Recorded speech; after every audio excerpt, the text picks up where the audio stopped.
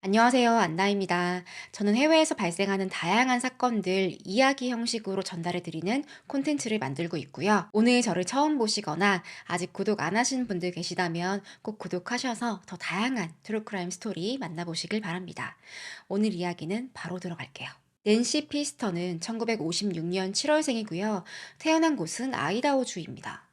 근데 낸시가 자란 곳은, 그리고 오늘 사건의 모든 배경은 콜로라도 주에 있는 아스펜이라는 관광 도시예요. 많이들 들어보셨을 것 같은데요. 아스펜은 그 유명한 로키 산맥, 해발 2,400m에 위치한 산간 마을이에요. 눈이 많이 오는 지역이고, 원래는 은 광산으로 개발을 했다가 1930년대에 폐광이 되면서 이때부터 스키장 산업이 성행합니다. 그렇게 지금까지도 미국에서 스키장 하면 많은 사람들이 아스펜에 찾아요. 스키뿐만 아니라 50년대부터는 각종 국제 음악회, 음악 학교, 이런 문화 인프라가 구축이 되면서 지금은 아스펜 경제의 한 40% 이상이 음악제와 관련된 수입이라고 해요. 낸시는 아스펜에서 어린 시절부터 유명한 인사였어요. 정확히는 부모님이 유명했는데요. 동네 유지였거든요. 낸시 아버지 아트 피스터는 원래 농부였습니다. 소농장 운영하고 있었는데 주변에 막 스키장이 생기기 시작하니까 나도 스키 리조트 하나 만들어 봐야겠다. 목장을 싹 밀어서 58년도에 버터밀크 스키 리조트를 만들었어요. 아트는 이때부터 떼돈을 벌었죠. 여기 어떤 손님들이 왔냐면요. 존 F 케네디가 휴가를 즐기러 오고요. 영화배우 잭 니콜슨, 마이클 더글라스, 이름만 들어도 다 아는 유명 배우들이 전성기 때 이곳을 방문합니다. 그럼 딸 낸시는 아빠 리조트에서 가만히 앉아가지고 유명 연예인들과 함께 파티를 즐겨요. 낸시에겐 언니 둘이 있었고요. 막내였습니다. 막내딸이에요. 낸시 성격은 화통하고 외향적이고 좀 거칠고 노는 거 좋아하는 그런 타입이었는데요. 이런 면은 낸시가 엄마를 많이 닮은 게 아닌가 싶어요. 엄마 베티는 군인 출신이었거든요. 그것도 공군 파일럿. 무려 2차 세계대전에서 진짜 폭격기 타고 우두두 하고 날아갔던 그런 군인이에요. 오금이 저릴 정도로 무서웠을 텐데 여성이 베티가 출격! 남성성을 조금 가지고 있는 여자였는데 낸시가 그걸 좀 닮은 거예요. 좋게 말하면 시원시원한 성격이다라고 하지만 나쁘게 보면 좀 싸가지가 없다. 낸시는 어딜 가든 사람들이 다 대우해주고 어떻게든 친해지려고 하고 자연히 낸시 머릿속에는 세상 사람들이 다 나한테 잘 보이려고 하네? 좀 안하무인 기질도 생기고요. 막내니까 집에서 우쭈쭈 하기도 하고. 그러고 성인이 되었을 때는 이 재력가들, 또 유명 인사들이랑 어울리면서 실제로 아까 말씀드린 잭 니콜슨 잠시 사귀기도 합니다. 마이클 더글라스랑은 약혼까지 한 사이였어요. 결혼까지 이어진 건 아니에요. 그러니 몸에 배인 게 동네 사람들 좀 깔보는 거지. 아, 나보다 아래 있구나. 당신들 나랑 급이 달라. 그러면 사람들은 겉으로는 낸시 너 오늘 너무 예쁘다. 너 너무 멋져. 이렇게 칭찬을 하지만 뒤에서는 욕하는 거지. 낸시는 50대 후반 거의 60이 다 돼갈 때까지 결혼을 안 했어요. 그녀의 20, 30대 모습을 보면 왜 안 했는지 조금 짐작이 가는데요. 낸시는 20살 때부터 대학교 다니던 걸 접고 아빠 리조트 사업을 도와서 일을 합니다. 근데 별명이 파티걸이었어요. 마약하고 술 마시고 남자들 오지게 만나고 여기서 헤어나오질 못합니다. 남자들도 또 진득하게 만나질 못해. 매주 바꿔가면서 즐기고요. 심지어는 한 방에서 여러 명이랑 만나는 남자가 유부남이든 아니든 신경도 안 써요. 한 번은 파티에서 어떤 남자 무릎 위에 앉아서 있는데 그 와이프가 지켜보고 있었어. 이것 때문에 또 한바탕 소동이 있었습니다. 이 정도로 낸시는 내가 하고 싶은 거 다 할 수 있어. 막무가내로 살았던 거죠. 그런데 또 낸시에게 남편은 없지만 아이들은 있었어요. 20살 때 딸 줄리아나를 낳고요. 39살 때는 아들도 낳았어요.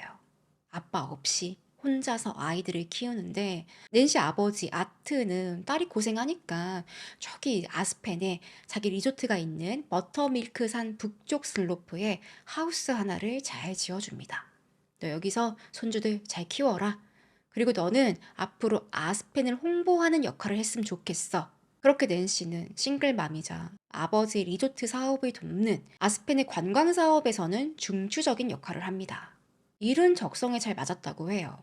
한 번은 프랑스 방송사에서 취재차 아스펜에 왔는데 그때 낸시가 막 직접 가이드 해주고 막 방송에서 열정적인 그런 모습을 보여줘요. 그러다 어느 순간부터 낸시는 아스펜의 겨울이 너무 지겨운 거예요. 겨울에 이곳은요, 정말 발 디딜 틈도 없이 마을이 시끌벅적하고 관광객들 와서 사고 치고 조용할 날이 없었어요. 그래서 낸시는 50대가 되었을 때 겨울마다 아, 나 사람이 싫어. 어디 따뜻한 데 가서 칵테일 마시고 수영하고 몇 개월 쉬다 오고 싶어. 이렇게 겨울에는 자주 남쪽 지방으로 여행을 갔어요. 그러다 13년 겨울이 되었습니다. 이번에 낸시는 호주 여행을 계획하는데요. 호주는 미국이 겨울일 때 여름이니까 아직 고등학생인 아들을 데리고 가기로 해요. 그런데 한 가지. 낸시가 여행을 가는 동안 아스펜은 완전 성수기 아니에요? 낸시가 집을 에어비앤비처럼 빌려주면 어떨까? 그럼 웬만큼 여행 자금을 뽑을 수 있거든요. 참고로 낸시는요, 부모님이 부자였지 본인이 억만장자는 아니었습니다. 그냥 평범하게 일하면서 살고 있었거든요. 그래서 이번 겨울에는 집을 빌려주면 좋겠다. 세입자를 받기로 해요. 아스펜 타임지 신문에다가 침실 3개, 욕실 3개 반, 산 위에 있는 집. 그렇게 13년 9월 24일에 낸시가 호주로 떠나기 한 2달 전쯤에 세입자가 들어옵니다. 바로 트레이 스타일러와 낸시 스타일러. 이름이 같아요. 낸시 피스터는 집 주인이고 낸시 스타일러는 세입자입니다. 제가 이름 헷갈리지 않게 세입자 낸시라고 부를게요. 부부는 낸시보다 나이가 많았고요. 남편은 65세, 아내는 62세. 그리고 트레이, 남편은 은퇴한 의사였습니다. 부부는 아스펜에서 스파 사업을 하면 어떨까? 트레이가 의사니까 보톡스, 필러, 피부 관리, 마사지 이런 쪽으로 관광객들 상대로 해보면 어떨까 준비 중이었거든요. 그러다 낸시가 단기 세입자를 구한다 소식을 듣고 이 집에 들어온 거예요. 낸시는 어머, 스파 사업을 할 거라고요? 우리 리조트 손님 연결하면 너무 좋겠다. 그거 진짜 대박 날 거예요. 노다지야, 노다지. 그거 금광이나 마찬가지다. 라면서 이 스파 사업을 극찬합니다. 내가 손님들 다 밀어줄게요. 걱정하지 말고. 렌트비는 석 달에 12,000불이었어요. 한 달에 540만 원 돈. 이 하우스 전체를 이용하는 조건이었거든요. 게다가 스타일러 부부는 뭐 스파 용품들, 예를 들면 뭐 침대나 의류 장비들, 이런 거 장만해서 보관할 창고도 필요했거든요. 집주인 낸시는 "아, 그럼 우리 지하실 뭐 다 쓰고요. 차고도 쓰세요. 그리고 제가 한 2달 정도 있다가 호주로 가는데 그때까진 저랑 같이 지내시고요. 그 기간은 돈 안 받을게요. 저 호주 떠나고 나서 그때부터 석 달치 주면 됩니다." 괜찮은 조건이죠. 아스펜이 관광지라서 특히 성수기 때는 렌트비가 상당히 비쌉니다. 그런데 2달을 꽁으로 살라고? 그렇게 계약서를 쓰고 스타일러 부부는 낸시에게 선금 6,000불, 800만 원 정도를 미리 지불했어요. 나머지는 12월 달에 중간에 사에다가 주기로 약속하고. 그리고 낸시는 호주로 가기 전에 친구에게 부탁을 합니다. 아무래도 뭐 집주인이 멀리 떨어져 있으면 집에 문제가 생겼을 때 바로바로 대응하는 게 어려울 거 아니에요. 또 스타일러 부부는 이 비용을 뭐 집세나 유틸리티 이런 비용을 전부 현금으로 지불했거든요. 그래서 나 대신 돈 받을 사람이 필요했는데 낸시는 동네에서 가장 친하게 지내던 친구 캐시에게 부탁을 합니다. 캐시, 매달 스테일러 부부가 전기료랑 뭐 수수료 이런 거, 또 12월 달에는 남은 월세 6,000불을 낼 거야. 그거 잘 받아서 내 방에 금고 비밀번호 알려줄게. 거기 넣어놔. 알았지? 캐시는 뭐 어려운 부탁 아니니까. 오케이, 알았어. 잘 다녀와. 캐시에 대해 잠시 말씀드리면요. 원래 아스펜 출신은 아니에요. 다른 지역에 살다가 이사 와서 은행에서 근무를 하는 은행원이었습니다. 또 캐시도 싱글맘이었거든요. 낸시랑 둘이 공통점이 있으니까 잘 맞는 거예요. 둘은 친하게 지내는데 사실 주변에서 봤을 때는 캐시가 거의 낸시 비서였대요. 말이 좋아 비서지 약간 꼬봉 같은 그런 느낌? 낸시는 여기저기 여행을 자주 갔는데 그럴 때마다 캐시는 옆에서 낸시 짐 싸는 거 도와주고 나중에 낸시 떠나면 그 빈집에 가서 혹시 뭐 하우스에 무슨 일 없나 도둑 든 거 없나 살펴보고 우편물은 어떤 게 왔지? 확인해서 낸시한테 보고하는 게 일이었습니다. 돈 안 받는 비서. 뭐 친한 친구 사이라면 그 정도는 당연히 해줄 수 있죠. 근데 주변에서 봤을 땐 워낙 낸시가 아나 무인이니까 이 순진해 보이는 캐시가 저거 저 당하고 사는 거 아닌가 그런 뒷말을 했다고 해요. 그랬거나 말거나 이번에도 캐시는 낸시가 호주에 있는 동안에 세입자 스타일러 부부를 케어해 주기로 약속을 해요. 낸시는 별명이 파티 걸이었죠. 이제는 뭐 파티 여왕. 별명에 걸맞게 3개월 호주 여행 가는데 이별 파티를 합니다. 페어웰 파티라고 하는데요. 3개월 뒤에 돌아올 건데 뭘 굳이 또 파티를 해. 근데 뭐 하긴 했어요. 캐시랑 또 보안관인 친구 마비랑 평소에 마당말이니까 뭐 지인들 여러 불러가지고 신나게 놀고 11월에 아들과 함께 호주로 떠납니다. 하지만 이때 낸시가 했던 이별 파티는요. 진짜 찐 생이별 파티였어요. 무슨 일이 생긴 거냐? 낸시는 호주로 갔어요. 가서 휴가 실컷 즐기는데 이상하게도 조금 일찍 돌아옵니다. 원래는 3개월 꽉 채우고 돌아올 예정이었는데 한 2주 정도 더 일찍 아스펜에 도착을 한 거예요. 이유는 낸시랑 세입자 스타일러 부부 이들 사이에 벌어진 문제가 좀 있었거든요. 낸시는 세입자 쫓아내려고 일찍 온 거예요. 이날 아스펜 공항에는 비서로 자처하던 캐시가 직접 마중도 나오고 같이 집에 가서 먹임없이 짐 정리하는 것도 도와줍니다. 그리고 스타일러 부부는 예정보다 일찍 그 계약 기간에 채우지 못하고 낸시 집을 나갔어요. 쫓겨난 거예요. 며칠 뒤 2월 22일 토요일이 됩니다. 이날은 주말이죠. 토요일, 일요일에 캐시가 낸시 집에 와서 시간을 보내는데요. 아들은 아빠 집에 주말 동안 놀러 갔다 온다고 해서 아들도 없었고 이미 스타일러 부부는 떠났죠. 집에는 아무도 없었어요. 낸시랑 캐시 단둘이 있었어요. 주말 내내. 둘이서 밥 먹고 수다 떨고 뭐 즐겁게 한동안 못 봤으니까 둘이서 실컷 놀다가 월요일 아침에 캐시는 은행으로 출근을 합니다. 근데 캐시가 출근할 때 낸시 집 현관문 밖에다가 메모를 하나 붙이는데요. 낸시가 지금 자고 있어요. 깨우지 말고 문자 보내세요. 이렇게 써두고 출근을 했어요. 그러고 이틀이 지났습니다. 화요일, 수요일 저녁이 되었어요. 집을 나갔었던 세입자 스타일러 부부가 캐시에게 전화를 걸어요. 캐시, 우리 낸시 집에서 나왔어요. 혹시 알고 계시라고. 그동안 캐시가 이 부부랑 소통을 했으니까 뭐 이런 연락을 한 거예요. 안부차. 캐시는 네, 알고 있어요. 제가 지난 주말에 낸시 집에 가니까 안 계시더라고요. 뭐 잘 지내세요. 이렇게 전화를 끊고 캐시는 낸시에게 연락을 합니다. 안 받아요. 이상하다. 캐시는 당시 낸시가 일하고 있던 투어 가이드 사무실로 연락을 합니다. 사무실에서는 안 그래도 어제 낸시가 안 나오고 오늘도 연락이 안 돼요. 스케줄 다 빵꾸냈어요. 화요일, 수요일 출근을 안 했어요. 좀 이상한 거예요. 캐시는 차를 몰고 낸시 집으로 가는데요. 띵동, 띵동. 아무런 답이 없어요. 캐시는 그동안 세입자의 관리 때문에 낸시 집 열쇠를 가지고 있었거든요. 딸깍. 문을 열고 들어갔더니 집안은 조용했습니다. 낸시, 낸시. 가장 먼저 캐시는 낸시 방 마스터 베드룸 문을 딱 열었는데 뭔가 이상한 거예요. 가장 먼저 감지한 게 냄새. 뭐야? 이게 좀 이상한데 무슨 냄새지? 그리고 침대가 어지럽혀져 있습니다. 이불이 한쪽으로 말려 올라가 있고요. 침대 시트도 한쪽이 벗겨져 있는 거예요.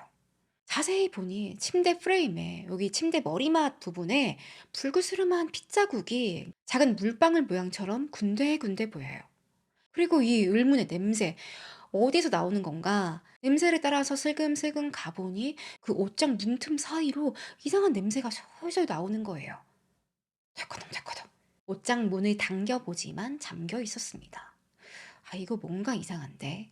참고로 캐시는 뭐 현관문 열쇠뿐만이 아니라 이 집과 관련된 모든 열쇠 꾸러미로 가지고 있었거든요. 거기엔 옷장 열쇠도 있었어요. 문을 여니까 이불에 돌돌돌돌 말아서 뭔가 쌓여 있어요. 큰 게. 이불을 걷어내니 큰 쓰레기 봉투가 나옵니다. 이 안에는 낸시의 시신이었어요. 캐시는 바로 911에 신고를 하는데요. 말하면서 정신을 못 차려요. 막 너무 무서워서 막 낸시가 낸시 제 친구인데요. 낸시 지금 옷장 안에 있어요. 디스패처는 자, 진정하세요. 경찰이 지금 가고 있습니다. 정확히 얘기하세요. 그 세입자 스타일러 부부랑 같이 살았는데 그들이랑 사이가 별로 안 좋았어요. Oh my god. Oh my god. Oh my god. Oh my god. 911, what is the address of the emergency? Help me. Oh my god. Ma'am, tell me exactly what happened. Oh, okay. My friend had it. I got my friend in the closet. 캐시는 완전 히스테리컬하게 막 말을 잇지 못하는데 응급실에 가서 겨우 뭐 진정제를 맞고서야 안정을 찾아요. 수사팀은 현장에 도착을 했어요. 일단 현장에는 누가 침입한 흔적이 없었어요. 딱 낸시 방을 제외하면 나머지 공간은 그냥 평범한 거예요. 낸시의 시신은 파자마를 입은 상태였고요. 몸에 누군가 도끼로 내려친 자상이 있었습니다. 또 얼굴에도 여기저기 상처가 있는데 망치로 때린 것 같았어요. 너무 잔인한 거예요. 그냥 둔기에 맞아 죽은 거나 다름이 없다라고 말했는데 사인은 과다출혈. 또 낸시 몸에서 방어은이 발견되지 않았거든요. 검시관은 낸시가 파자마 입고 침대에서 자다가 완전 무방비한 상태에서 당한 것이다 결론을 냅니다. 경찰이 용의선상에 가장 먼저 올렸던 사람, 바로 세입자 스타일러 부부 트레이와 세입자 낸시. 친구 캐시가요 911에 신고할 때 그 제정신이 아닌 상태에서 또 할 말은 다 하거든요. 낸시가 호주에서 막 돌아왔는데요. 그 집에 스타일러 부부가 살다가 사이가 안 좋았어요. 다 얘기했어요. 그래서 가장 먼저 스타일러 부부를 수사를 하는데 의심 가는 사람이 한 명 더 있죠. 시신을 발견한 사람, 캐시. 캐시는 지나치게 911 신고해서 스타일러 부부가 낸시랑 사이가 안 좋았다. 그걸 굳이 묻지도 않았는데 강조해서 말합니다. 이게 경찰은 수상한 거예요. 그리고 경찰이 시신을 발견했을 때 낸시가 이불에 쌓여 있었거든요. 그것도 이미 큰 쓰레기 봉투 여러 겹에 담겨 있었습니다. 그런데 캐시는 어떻게 이게 낸시라는 걸 알았지? 뭔가 이상한 뭔지 모를 뭐 동물 사체인지 사람 시신인지 뭔지 모를 무언가를 발견했다 하더라도 캐시는 정확히 낸시의 얼굴을 보지 않았단 말이에요. 수사팀은 캐시 인터뷰하러 한번 오시죠? 캐시는 취조실에 앉아서 막 울면서 이때도 여전히 불안해하는 모습을 보여요. 형사님, 제가 옷장 문을 열었는데 낸시 머리가 보였어요. 막 머리카락도 보이고 금발 머리카락이었어요. 경찰은 캐시, 당신 지금도 그렇고 911에 신고할 때도 말이에요. 계속 낸시 머리카락 봤다고 하는데 그건 불가능해요. 낸시 시신 한번 볼래요? 자, 이거 보세요. 자, 똑바로 보세요. 여기서 어떻게 머리카락이 보이죠? 여기 안에 든 게 사람이라는 것도 알기 힘들어요. 왜냐면 낸시 시신이 쓰레기 봉투랑 이불에 꽁꽁 쌓여 있었으니까. 경찰도 이게 낸시인 줄 몰랐는데 당신이 어떻게 안 거예요? 캐시는 그게 제가 너무 당황해가지고 울면서 말을 잘 못해요. 무엇보다 경찰은 캐시에게서 아주 의심스러운 행동을 포착합니다. 낸시 죽고 바로 다음날 캐시가 낸시 집에 다시 갔어요. 그리고 금고에 있는 현금 6,000불, 약 800만 원, 또 낸시 반지, 고가의 반지입니다. 그거 두 개를 훔쳤어요. 이 돈은 낸시가 호주에 있을 때 스타일러 부부한테 렌트비 받은 거란 말이에요. 그거 낸시가 부탁해가지고 캐시가 직접 금고에 넣어둔 거예요. 그때 반지도 받겠지. 그걸 기억하고 있다가 친구가 죽자마자 바로 다음날 꺼내 간 거예요. 뿐만 아니라 낸시 주변의 지인들 뭐라고 얘기하냐면 캐시가 낸시 하인처럼 일하면서 불만이 많았어요. 가끔 둘이 뭐 크게 싸우기도 했는데 마치 사이가 안 좋은 부부처럼 보였어요. 불같이 막 싸우다가 돌아서면 다정해 보이고 좀 특이한 사이처럼 보였습니다. 경찰은 캐시를 유력한 용의자로 봅니다. 지난 주말에 낸시 집에 머물면서 그동안 낸시에게 쌓였던 분노, 막 무시당하고 했던 거, 그게 폭발했고 금고에 있는 귀중품을 노리고 범행을 저질렀다. 캐시는 낸시를 죽였고 시신을 수습할 시간을 벌기 위해서 일부러 현관문 앞에 낸시 지금 자니까 깨우지 마세요. 이런 메모를 붙인 것 아니냐. 그러고 신고하면서 바로 이 세입자 스타일러 부부에게 죄를 뒤집어 씌우려고 했다. 이런 추정을 합니다. 캐시는 강력하게 반발했어요. 제가 돈을 가져간 건요. 옛날에 낸시가 항상 자기한테 무슨 일 생기면 애들 좀 챙겨달라고 해서 그래서 애들한테 주려고 가져간 거예요. 훔친 게 아닙니다. 참고로 낸시 딸은 28살이고요. 아들은 18입니다. 이미 성인인데 같이 가서 금고문 딴 것도 아니고 혼자 음침하게 밤에 몰래 가서 돈을 싹쓸이 했는데 캐시는요. 911 디스패처랑 통화할 때 제가 낸시 이마에서 피를 봤어요. 이렇게 말한 걸로 기록이 되어 있었거든요. 경찰이 그 기록을 보고서 당신 어떻게 낸시 얼굴을 본 거야? 낸시 이마 어떻게 본 거야? 라고 추궁을 한 거예요. 그런데 여기 오류가 좀 있었어요. 캐시는 침대 프레임 있죠? 이 머리맡에 있는 부분을 헤드보드라고 합니다. 그녀는 디스패처에게 제가 헤드보드에서 피를 봤어요 라고 말을 했는데 디스패처가 기록을 하다가 오타를 낸 거예요. forehead라고. forehead는 여기 이마예요. 잘못 기록한 거예요. 이걸 보고 캐시는 경찰이 나를 모함했습니다. 주장하지만 경찰은 오케이. 디스패처가 오타 실수한 거 인정합니다. 그렇지만 당신 말이야. 그것 외에 다른 정황들이 너무 많아. 분명 내 앞에 앉아서 낸시 머리카락 봤다고 하지 않았어요? Because you saw Saw her her. hair on the head. I just remember on the head. 캐시는 점점 궁지로 몰리고 있었어요. 그렇지만 경찰은 캐시만 추궁한 건 아니었어요. 캐시는 계속해서 스타일러 부부랑 낸시랑 극도로 사이가 나빴습니다. 낸시가요, 돈 가지고 그 부부 협박하고 그랬어요. 그 사람들에게 살인 동기가 더 많은데요? 이런 얘기를 끊임없이 하니까 당연히 수사팀은 스타일러 부부도 수사를 합니다. 그리고 담당 형사는 엄청난 혼란에 빠졌어요. 이거 조사해 보니까 진짜 모르겠는데? 누가 범인이지? 캐시? 스타일러 부부? 일단 스타일러 부부, 남편이 의사 출신이에요. 또 스파 사업한다 그러고 되게 점잖은 사업가 부부인 줄 알았는데 생각보다 구린 구석이 좀 많은 거예요. 와이프 낸시는, 세입자 낸시는 전과도 있었습니다.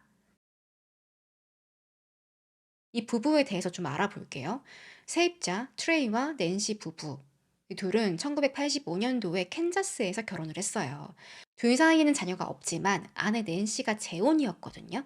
전 남편 사이에 낳은 딸이 둘 있었어요.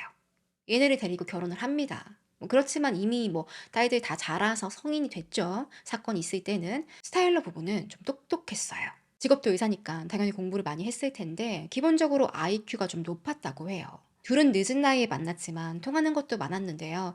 캔자스 밸리 센터라는 마을에 살면서 정원에 빅토리아 수련을 크게 키우기도 하고요. 90년대 초반에는 둘이서 할리 데이비슨을 하나씩 타고 여행을 하기도 합니다. 이때 아스펜이 자주 왔었다고 해요. 그러다 2000년대 초반에는 가세가 기우는 안 좋은 일이 터지는데요. 트레이가 자기가 일하던 회사랑 소송에 휘말린 거예요. 그는 의사로서 콜로라도 마취약 컨설턴트 법인에서 어떤 프로젝트에 참여를 하거든요. 트레이 말로는 이 회사에서 내 프로젝트의 권리를 침해했다, 부당한 대우를 받았다. 그 이유로 회사에 소송을 겁니다. 근데 패소했어요. 변호사 수임료만 날린 꼴이 됐는데 트레이는 다시 내가 이거 지금 진 거 변호사 너 때문이다. 그리고 너 나한테 너무 과도한 비용을 요구했어. 한 60만 불 썼다고 해요. 8억 원 정도. 그게 부당하다면서 변호사를 상대로 소송을 거는데 이것도 패소해요. 그동안 부부는 집도 팔고 돈도 빌리고 하면서 경제적으로 돌아올 수 없는 추락을 합니다. 그러다 몇 년 뒤에 이상하게 이 부부의 차가요. 알 수 없는 이유로 계속 불이 나는 거예요. 그것도 여러 번 일정한 주기로. 한 3년에 한 번꼴로 나는데 3번 이상이었다고 해요. 이걸 두고 보험사랑 경찰에서는 이거 보험 사기치려고 일부러 방화한 것 같은데 의심을 하고 조사도 하지만 증거가 없어서 풀려납니다. 또 한 번은 와이프 낸시가 한 식당에서 웨이트리스를 폭행해요. 이 사건으로 집행유예 2년을 받고요. 전과자가 됩니다. 거의 10년이 넘게 이 부부는 크고 작은 구설수에 계속 휘말린 건데 나중에는 이제 전과자 신세까지 된 거죠. 그렇게 살다가 13년도에 여보, 우리 아스펜에서 제대로 다시 한번 일어나 봅시다. 스파를 오픈할 계획을 세웠어요. 그리고 집주인 낸시 집으로 이사를 온 거예요. 그럼 도대체 스타일러 부부는 이 집주인 낸시랑 어떤 갈등이 있었던 거냐? 제가 하나씩 알려드릴게요. 이사 왔을 때부터 문제가 있었습니다. 집주인 낸시는 부부가 처음 이사 들어오던 날 방금 샤워를 마쳤나 봐요. 흰색 목욕 가운을 두르고 진주 귀걸이를 하고 손에는 핑크색 샴페인 잔 한 개 딱 들고 어서 오세요. 낸시 피스터라고 해요. 부부는 좀 집주인이 자유분방하구나, 좀 편안한 스타일이구나 생각을 합니다. 그런데 부부가 렌트비 절반 6,000불을 먼저 지급을 했죠. 그때부터 낸시의 태도가 완전히 바뀌었대요. 집주인 낸시의 태도가. 그녀는 특히 세입자 낸시에게 이것저것 노예 부리듯이 대했다고 하는데요. 저기 내 담배 좀 가져와. 내 샴페인 좀 가지고 오고 여기 청소 좀 하고 나 목이 아픈데 여기 마사지 좀 해줘. 아니다 아니다. 발 좀 주물러줘. 저기 낸시 부인 이 셔츠 내가 호주 갈 때 입을 건데 바느질 잘해요? 그 단추 떨어진 거 이거 좀 어떻게 해줘요. 세입자 낸시는 뭐야 내가 뭐 이 집 하인이야 뭐야 나 그냥 돈 내는 세입자인데? 당황스럽긴 했지만 또 집주인이 이런 요구를 하는 걸 들어줄 이유도 전혀 없었지만 해줬다고 합니다. 거의 종노릇을 했대요. 여기 또 한 가지 집주인 낸시가 이 트레이 아저씨 있는 데서 샤워를 하고 옷을 홀라당 벗고 돌아다녀요. 당연히 부부 입장에서는 불편했죠. 그런데 지금 당장 이사를 갈 수 있는 상황도 아니고 어차피 집주인이 이따 호주로 가니까 조금 지켜보기로 합니다. 그리고 가장 이 스타일러 부부를 힘들게 했던 문제는 바로 집과 관련된 일. 세입자니까 집에서 불편한 거 이것저것 요구할 수 있을 거 아니에요. 집주인에게 여기 물이 안 나와요. 여기 전기 콘센트 여기 먹통이에요. 전등 나갔어요. 네, 이런 문제점 몇 가지를 얘기하는데 집주인 낸시 해결해 주는 게 단 한 가지도 없었어요. 부부는 불만도 점점 쌓이고 불편하고 이거 어떻게 하면 좀 해결할 수 있을까 고민을 하지만 어차피 세 달 살고 나갈 건데 그리고 낸시가 곧 호주로 떠나는데 그럼 더 이상 볼 일도 없는데 그때까지만 참자. 그렇게 얼마 뒤 집주인이 떠나고 부부는 편하게 둘이서 자유롭게 삽니다. 이제 조금 살만했대요. 하지만 이때부터 집주인 낸시, 스타일러, 이들 사이의 갈등은 점점 커집니다. 떨어져 있으면서 어떻게 더 관계가 악화된 거지? 이 이유에 대해서는 저도 누구의 말이 맞는지 모르겠어요. 이 집주인 낸시랑 스타일러 부부랑 주장하는 게 너무 다르거든요. 낸시는 호주에 있으면서 자기 페이스북에 스타일러 부부를 비난하기 시작했어요. 이것들이 내 집에 들어와서 렌트비도 제대로 안 내고 수도료, 전기료, 유틸리티 다 미납하고 집에서 담배까지 피우네? 그 냄새가 빠지질 않아. 내 집 망가뜨린 거 내가 다 받아내고 말 거야. 내가 스타일러 부부 고소할 거야. 무려 14,000불, 1,900만 원 상당의 보상금을 청구합니다. 당연히 집도 나가라 으름장을 놓는데요. 대신에 이번 연말 연휴 지나고 연초에 쫓아낼 계획을 세웁니다. 크리스마스 때 내보내는 건 조금 아닌 것 같다라고 말했대요. 반면에 스타일러 부부의 주장은 달라요. 우린 분명히 6,000불 낸시에게 미리 성금으로 줬고 나머지 6,000불은 캐시에게 줬다. 이건 캐시도 인정을 했어요. 내가 직접 받아서 금고에 넣었고 내가 돈 잘 받았다고 낸시에게 이메일도 보냈다고 합니다. 그것도 확인이 됐어요. 그리고 부부는 우리 수도 안 나오는 거, 콘센트, 그 전기 나간 거 고쳐달라고 했는데 집주인이 그런 것도 안 해주면서 우리한테 집 수리비를 달라고 해? 이건 아니지. 이렇게 양측 의견이 갈리는데 누가 정확히 잘못한 건진 나오지 않았어요. 오해가 있을 수도 있고. 하지만 팩트는 다들 너무 화가 나 있다는 거. 서로 이메일 주고받으면서 낸시는 스타일러 부부 당신들 거짓말쟁이야. 이 사기꾼들아. 내 좋은 인성을 이용했어. 당장 집에서 나가. 부부는 억울한 거예요. 지금 이 겨울에 어디로 가? 우리 렌트비 다 냈는데 못 나간다 버티는데요. 이 시기에 친구 캐시랑 세입자 낸시랑 둘이 또 가까워집니다. 그동안 캐시도 낸시한테 당한 게 많으니까 하대를 많이 당했는데 가만 보니 세입자 낸시도 나랑 비슷한 취급을 받고 있네. 동병상련으로 둘이 통했던 거예요. 또 당시 낸시가 키우던 개가 있었는데 라브라두들 이름은 게이브예요. 이 강아지를 캐시가 돌보고 있었거든요. 얘도 둘이서 같이 돌보면서 캐시랑 세입자 낸시랑 더 가까워진 거예요. 그 사이 호주에서는 이 집주인이 부들부들 어떻게 하면 이 부부를 쫓아낼까 단단히 벼르고 있었습니다. 근데 왜 이렇게 화가 난 건지는 정확히 모르겠어요. 누구는 캐시가 중간에서 렌트비를 삥땅 친 거 아니냐. 왜냐면 도무지 이렇게까지 낸시가 분노할 이유가 없거든요. 정확한 건 낸시 이야기를 들어봐야 아는데 뭐 죽었으니까 알 수가 없죠. 의문이긴 해요, 이 점은. 아니면 평소에 그 낸시 성격, 욱하는 그런 면이 문제이지 않았을까. 왜 앞에 제가 낸시를 쭉 설명드렸지만 주변 사람들이 쟤는 정말 못 말린다 할 정도로 좀 드센 면이 있었거든요, 낸시에게. 제가 피해자라서 좀 부정적인 얘기를 하는 게 조심스럽긴 한데 집주인 낸시 분명히 약도 하고 알코올 중독에 문란한 생활을 했던 건 사실입니다. 어쨌든 결국 낸시는 호주 여행 다 마치지 못하고 돌아와요. 2주 정도 더 일찍 왔는데 뭐 거의 가서도 세입자랑 싸우기만 하고 뭐 에너지 낭비만 하고 돌아온 거예요. 그녀는 도착하기 전부터 계속 스타일러 부부에게 "나가라. 당장 나가라. 내가 2월 달에 들어가는데 당신들 그때까지 안 나가면 내가 가만히 있지 않을 거야." 협박을 했어요. 그래서 스타일러 부부가 낸시가 아스펜 도착하기 뭐 직전에 거의 며칠 전에 급하게 이사를 나옵니다. 쫓겨난 거예요, 그냥. 집에서 차로 30분 거리에 있는 바솔트 모텔, 관광객들이 잠시 묵는 롯지라고도 해요. 거기로 가는데 당장에 짐을 다 옮길 수 있는 공간이 없었습니다. 그래서 낸시에게 미리 얘기를 해요. "우리 지금 나가는데 짐은 좀 천천히 옮기겠다. 한 일주일 정도 말미를 달라." 낸시는 "오케이. 내가 그건 이해해 줄게요." 그렇게 일주일 정도 물건 가져가라고 뭐 집 문도 열어주고 차고 문도 따주고 합니다. 근데 당시 낸시 집 지하에는요, 부부가 스파 오픈하려고 미리 구매해둔 장비들이 있었거든요. 침대나 뭐 작은 소품부터 해서 고가의 의료 장비도 있었고, 이걸 가져가야 하는데 부부는 모텔에 살아. 이걸 보관할 장소가 어딨어요? 그래서 이걸 다 못 옮깁니다. 약속한 시간에 다 못 옮겨요.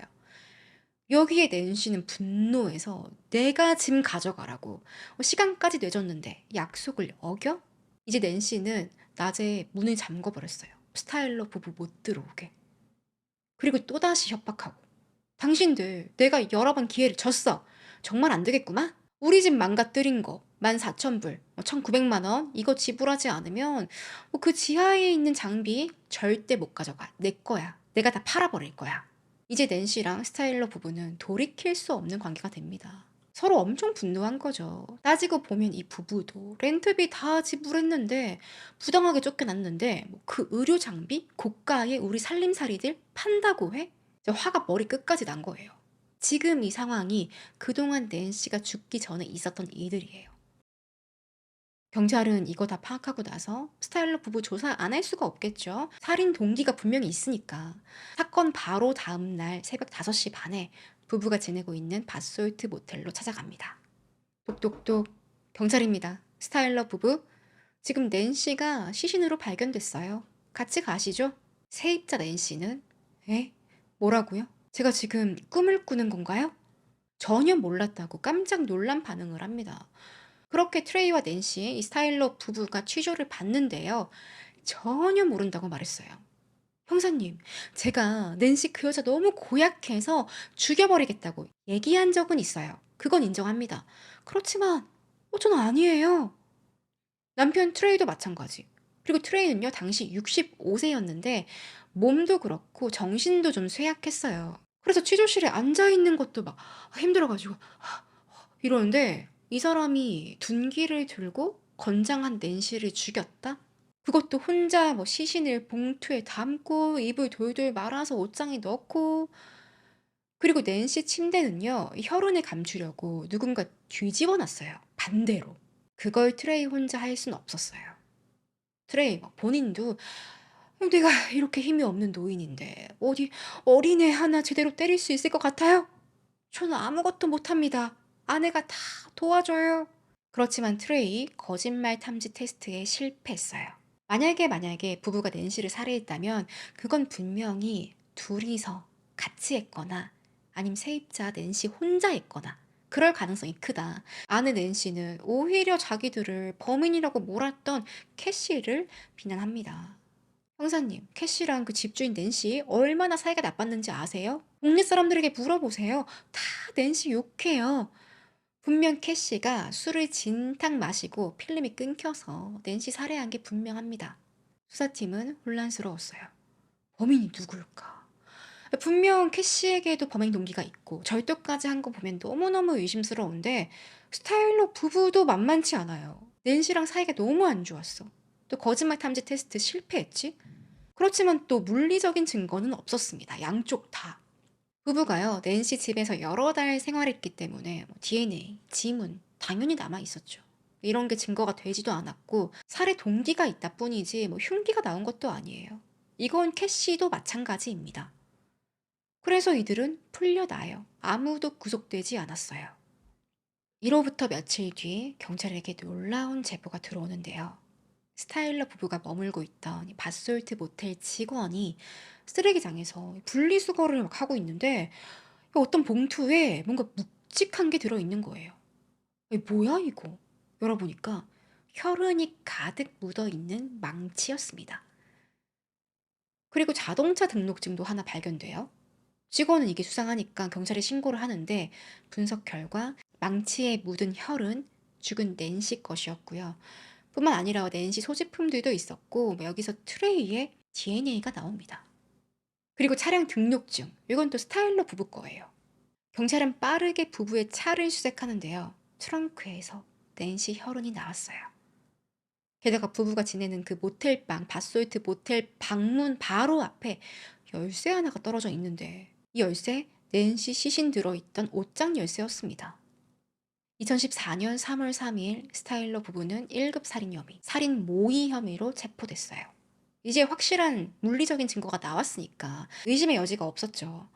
부부가 고용한 변호사는 형사님, 이건 모함입니다. 누군가 일부러 스타일러에게 뒤집어 씌운 겁니다. 이 부부가 얼마나 똑똑한 사람들인지 형사님도 잘 아시죠? 어떤 바보가 허술하게 증거랑 범행 도구랑 자기가 머무는 호텔방에 버리나요? 저 멀리 호수에 버리거나 산속에 파묻거나 그러지 않을까요? 변호사는 친구 캐시가 진짜 범인이다 주장합니다. 수사팀은 어떻게 했을까요? 분명 캐시도 의심스러웠거든요. 특히 911 신고한 그 통화 내용에서 수상한 점이 너무 많았어요. 그 통화 내용에서만 무려 39가지의 범죄와의 연관성이 나옵니다. 예를 들면 디스패처가 물어보지도 않았는데 스타일러 부부가 내 친구를 죽였어요. 캐시가 그걸 어떻게 알아요? 경찰은 캐시가 스타일러 부부를 모함하는 것도 일리가 있다고 판단을 합니다. 결론은 어떻게 나냐? 셋이 다 같이 기소돼요. 다 낸시를 살해할 이유를 하나씩 가지고 있었고 셋이서 공모한 거다. 셋 다 집주인 낸시에게 안 좋은 감정을 가지고 있었고 또 금고에 있는 돈을 취할 목적으로 범행을 저질렀는데 나중에 이게 발각이 되자 서로가 서로를 배신한 거다. 결론 내립니다. 스타일러 부부가 체포된 지 11일 만에 캐시도 체포가 됐어요. 이렇게 3명의 용의자가 재판을 함께 기다리는데요. 1년 뒤인 2014년 6월에 이들의 첫 재판이 시작됩니다. 그런데 트레이 스타일러, 이 할아버지가 재판 직전에 서면으로 자백을 해요. 내용은 제가 낸시 피스터를 죽였습니다. 저 혼자 한 일입니다. 제 아내 낸시와 캐시는 전혀 이 일과 관련이 없고 도운 적도 없습니다. 와이프 낸시는 저 사람이 지금 뭐라고 하는 거지? 우리는 아무 짓도 안 했어요. 살인은 캐시 혼자 저지른 거야. 강력히 반발했지만 이미 트레이가요, 검사랑 딜을 했어요. 제가 유죄를 인정하면 제 아내랑 캐시는 풀어주세요. 이게 받아들여졌어요. 그럼 트레이가 밝힌 사건 당일 그의 행적, 사건 과정이 뭔지 한번 볼게요. 트레이는 낸시 집에서 쫓겨나고 나서 내가 오늘 낸시랑 단판을 지어야겠다. 찾아가서 문을 두드려요. 낸시! 낸시! 좀 나와봐! 트레이는 분명 낸시가 침실에 있는 것 같은데 아무런 답이 없으니까 이 뭐야, 일부러 숨는 거야? 현관문을 자꾸 흔드는데 어쩐 일인지 문이 열려 있었다고 해요. 이 대목이 좀 이해가 안 가긴 한데 아무튼 열려 있었대요. 그렇게 2층 낸시의 방으로 갔더니 그녀가 귀에 이어폰을 꽂고 자고 있는 거예요. 그 모습을 보는데 트레이는 그동안 쌓여있던 분노가 막 치밀어 올랐고 우발적으로 1층에 가서 망치랑 도끼, 또 멀티탭 긴 거 하나, 검은색 쓰레기 봉투 여러 장을 가지고 옵니다. 우발적으로. 그리고는 둔기로 자고 있는 낸시를 살해하고요. 그 시신을 쓰레기 봉투, 또 이불에 돌돌 말아서 옷장 속에 넣었는데 이걸 다 혼자 했다고 말해요. 참고로 트레이 수감 중일 때는 휠체어에 앉아 있었어요. 거기 앉아서 막 손짓, 발짓, 막 표정 다 써가면서 내가 어떻게 낸시를 죽였는지 설명을 합니다. 예를 들면 한 번에 쿵쿵쿵 때린 게 아니라 천천히 쉬어가면서 쿵쿵 이렇게 내리쳤다. 또 중간중간 맥박도 확인하면서 낸시가 살았나 죽었나 체크도 했다. 그렇게 낸시의 숨이 아주 조금 남아있을 때 봉투에 넣었고 단단히 묶어서 이불에 돌돌돌 감쌌다. 이 과정을요 아주 자세히 설명을 해요. 이 모습을 두고 어떻게 평가를 하냐? 트레이가 정말 자기 아내를 위해서 이건 내가 저지른 단독 범행입니다. 계속 강조하려고 하는 듯한 모습? 영상 중간중간에는요, 내가 아내를 얼마나 사랑하는지, 내 아내 처음 만났을 때, 막 그때 추억을 떠올리면서 눈물을 흘리기도 해요, 이 할아버지가. 어쨌든 트레이가 제시한 뒤를 검찰이 받아들였고, 재판 결과 그는 1급 살인으로 종신형 판결을 받습니다. 나중에는 20년형으로 감형이 되긴 해요. 근데 뭐 트레이가 이미 나이가 많고 건강이 좋지 않았기 때문에 20년형도 종신형이랑 다름없었어요. 그리고 다시 1년 뒤인 2015년 8월에는요. 놀라운 소식이 전해지는데요.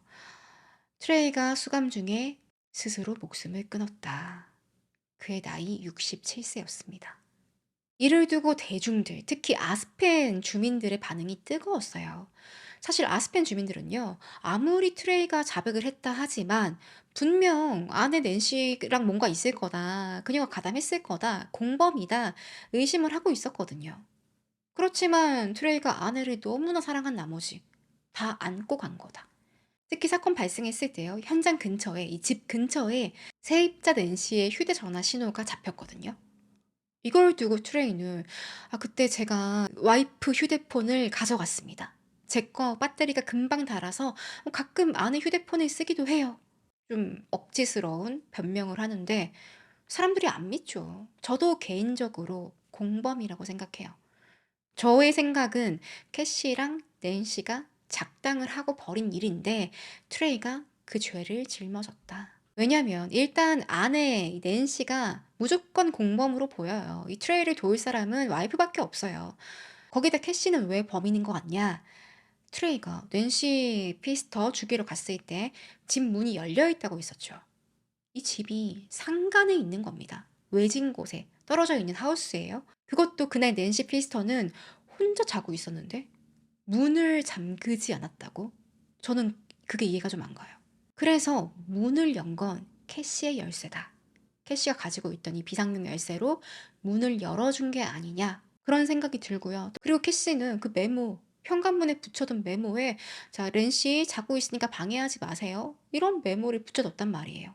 이건 범행 현장을 정리할 시간을 번 것이다 라고 생각을 해요. 이후에 낸시 스타일러는요 방송사랑 인터뷰도 하고 뭐 다큐에도 등장하고요. 끝까지 저는 남편이 살인한 걸 몰랐습니다. 저는 모르는 일입니다. 2015년도에 낸시는 책도 씁니다. 제목이 길어요. 결혼의 책임, 사랑, 광기, 그리고 낸시 피스터의 살해에 대한 기억. 여기서 낸시 스타일러는 죽은 낸시에 대해서 경계성 성격 장애를 가진 아주 그냥 개차반인 여자였다라고 묘사를 하는데요. 마치 죽은 낸시가 트레이에게 죽어 마땅한 여자다. 뭐 이런 뉘앙스가 있어요. 그래서 낸시 피스터의 가족들, 뭐 딸이랑 아들들 책 출판 금지 소송까지 냅니다. 근데 결국에 책이 나오긴 했어요. 그리고 낸시 스타일러는 트레이가 죽기 직전에 몇 달 전에 그가 수감 중인 상태에서 이혼을 하거든요.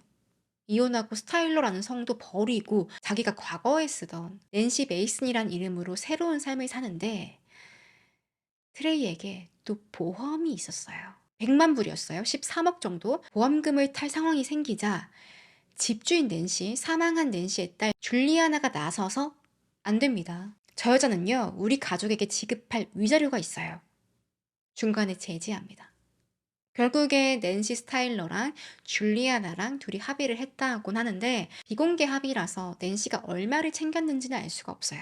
이후에 대중들은 더 욕을 해요. 낸시 스타일러. 저 남편에게 죄 뒤집어 씌우고 그 사건으로 책 쓰고 보험금 챙기고 엄청난 비난을 받지만 그녀는 지금까지 매사추세츠주에서 잘 살고 있다고 합니다.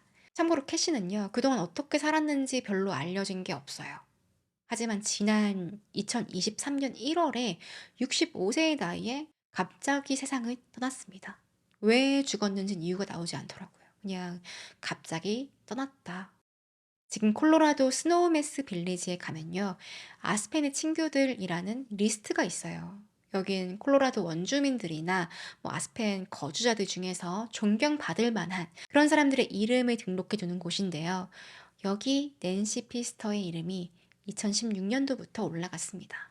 아마 주민들은 그녀의 개인적인 그런 캐릭터보다는 아스펜을 위해서 가이드 일도 하고 뭐 홍보 담당도 했던 그 역할을 더 크게 샀던 것으로 보여요. 오늘 사건은 여기까지고요. 제가 2주에 한 번씩 목요일 저녁 9시에 라이브 방송을 하고 있습니다. 목요일 저녁에 가끔 제가 생각난다면 꼭 한번 들러주시면 감사하겠습니다. 그럼 저는 다음 시간에 뵐게요.